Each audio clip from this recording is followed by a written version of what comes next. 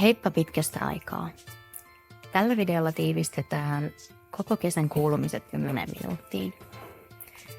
Tähän alkuun mä halusin kuvata mun lempimaiseman. Meidän kesä on ollut täynnä kasvua ja juurtumista, puutarhassa ja itsessään. Alussa kasvihuone oli vielä tyhjä ja ruskea, mutta Nokkosen ansiosta se on nyt täynnä elämää. Sillä aikaa, kun mä olin työkeikalla Helsingissä useamman viikon, niin Nokkonen pesi ja kitki kasvihuoneen sekä keittiöpuutarhan ja istutti kaikki siemenet ja taimet aluilleen. Tältä meidän kasvihuoneessa näytti siis kesäkuun alussa.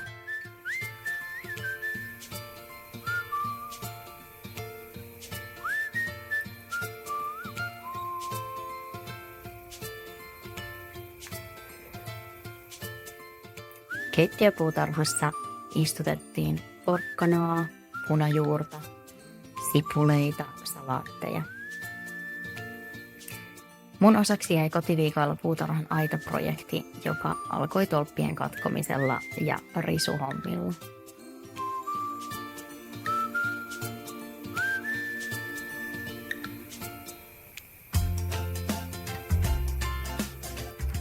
Ne harvat aamut, jotka me ollaan Nokkosen kanssa oltu kesällä samaan aikaan kotona, on ollut ihanan täynnä elämää. Koiria, leipomista, kahvia ja yhteisiä suunnitelmia. Me on koitettu istua aina alas ja käydä läpi molempien menoja sekä aikatauluja, että tiedetään kuka hoitaa kodin ja eläimet.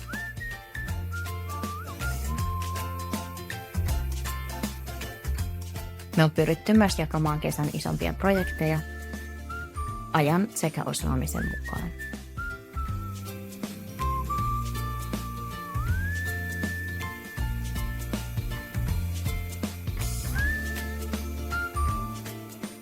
Mä oon kuitenkin oppinut arvostamaan myös yksinäisiä hetkiä, kun aurinko lämmittää ja päivän suunnitelmat syntyy hiljaisuudessa.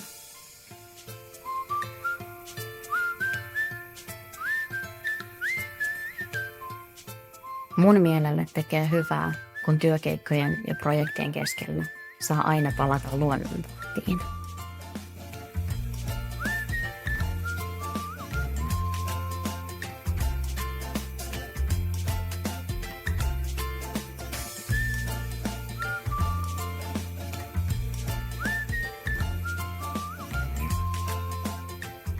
Toinen kesän projekti oli tää vierasmaja, joka on siis alun perin ollut kanala.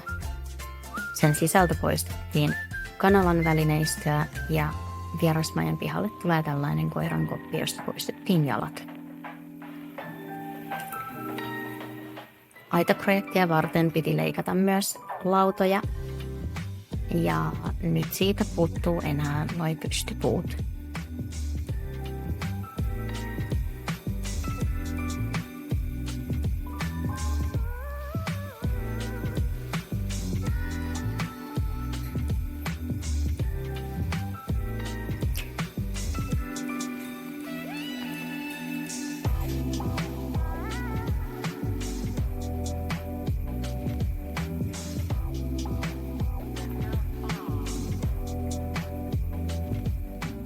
Meidän koirista on tullut hyviä ystäviä ja mun mielestä niillä on ihania yhteisiä puuhasteluja ja leikkejä. Niiden kanssa me usein pidetään meidän aamupalavereita.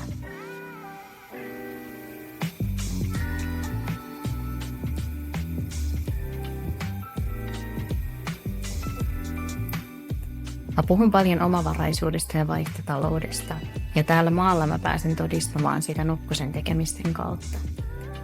Nämä lampaantaljat on saatu naapurilta viime syksynä ja kiitoksena naapuri sai Nokkoselta hulajaa. Taljat on odottanut talven ja kevään suolassa, nyt kesällä niitä on pesty ja parkittu. Tässä yhdessä oli vielä vähän lihakalvoa, mikä piti poistaa.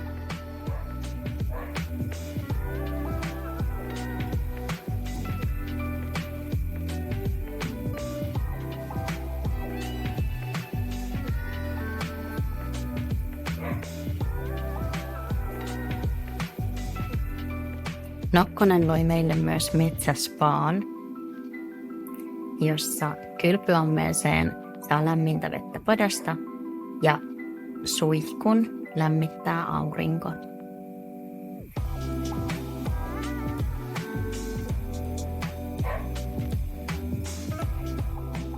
Onneksi on ollut helteistä, koska muuten ulkona suihkuttelu on aika viileätä. Elokuu alkoi DJ-keikalla, kun mä kävin soittamassa Kajaanin Sound Factorylla yhdessä Korpi-kollektiivin Joonaksen kanssa. On aika siistiä, että tällaista on vaan puolen tunnin ajomatkan päässä. Elokuussa mä jäin myös koko kuukaudeksi yksin maalle. Tuntuu, että on ollut helpompi ottaa vastuuta, kun Nokkonen on ollut kokonaan poissa. Ehkä mä jotenkin varon astumasta toisen reviirille silloin, kun hän on kotona. Tässä mä esimerkiksi puuhastelin Nokkosen tekemän hyönteisten vesibaarin tilalle oman version, kun mun piti tyhjentää toi allas, että mä sain siihen leikattua ruohaa ja katetta. Täältä meidän kasvihuoneessa näytti elokuussa.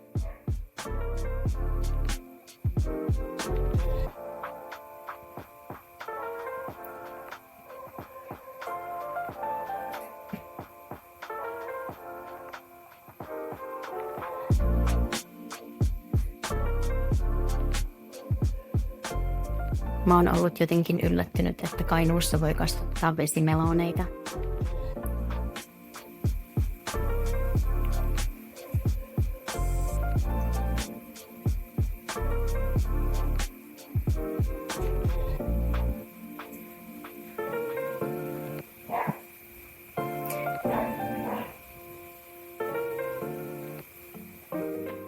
Ja tässä ne samat viiniköynnökset, mitkä videon alussa oli vielä tosi pienet.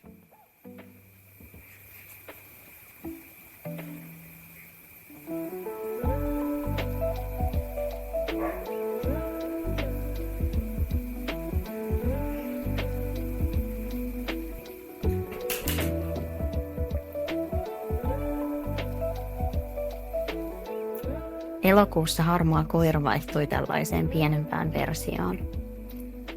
Tämä on siis mun ystävän koira, joka oli täällä hoidossa. Ja musta on aika ihanaa, että täällä on hyvin tilaa pitää kaikenkarvaisia hoitolaisia.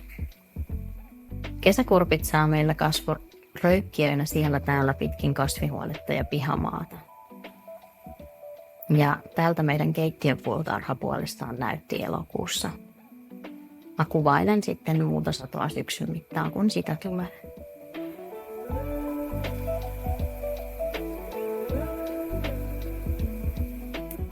Maalla asuminen on muistuttanut ja opettanut, että luonnon kanssa voi tehdä yhteistyötä.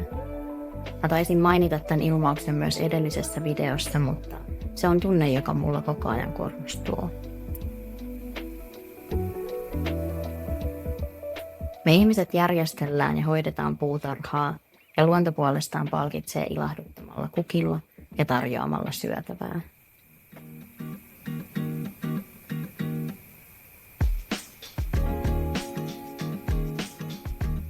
Se, miten on itse osa tätä koko kiertoa, on jotenkin tosi selkeää, kun asuu täällä.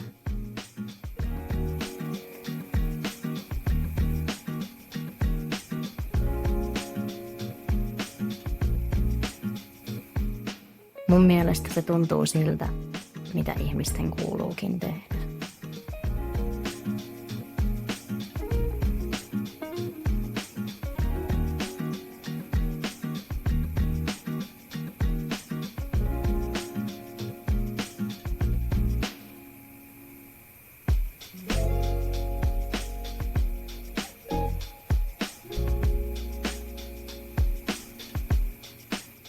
Tämän kesän lempiresepti oli täytetyt kesäkurpitsat. Mun pitää varmaan kokeilla vielä 10 muuta kesäkurpitsareseptiä, että kaikki ne saadaan käytettyä. Tähän loppukuvaan tiivistyy vielä hyvin koko mun kesä.